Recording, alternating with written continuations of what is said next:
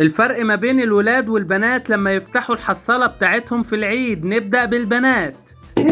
النهارده العيد وجه اوان ان انا افتح البوك بتاعي واشوف انا حوشت قد ايه في البوك عشان انزل بقى اجيب المونيكير والهدوم والطرحه واللبس والحاجات والكوتشي والحاجات الجديده وانزل مع اصحابي بقى واولع الدنيا اما اشوف انا حوشت كام.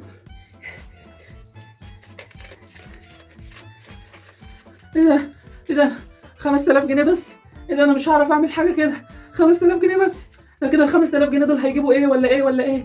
انا كده مش هعرف انزل مع اصحابي. انا كده هرن على اصحابي واقول لهم ان انا مش هنزل معاهم العيد ده.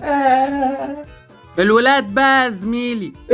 النهارده الوقفه وجه اوان ان انا افتح الحصاله بتاعتي، الحصاله اللي انا بقالي سنه بحوش فيها الفلوس، كل شلم، كل ربع جنيه، كل جنيه بيجيلي وما انا جاي حاطه في الغاليه دي. جه الاوان بقى ان انا افتحها وانزل بقى ابعزق الفلوس دي مع اصحابي في العيد.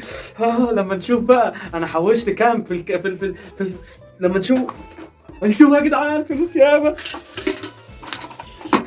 ايه ده يا جماعه؟ بقيت الفلوس اليوم دي انا غني، انا بقيت غني. ايه ده؟ 1 2 ونص، 2 جنيه ونص. يس ده انا بقيت مليونير خلاص. مليونير خلاص بقيت مليونير.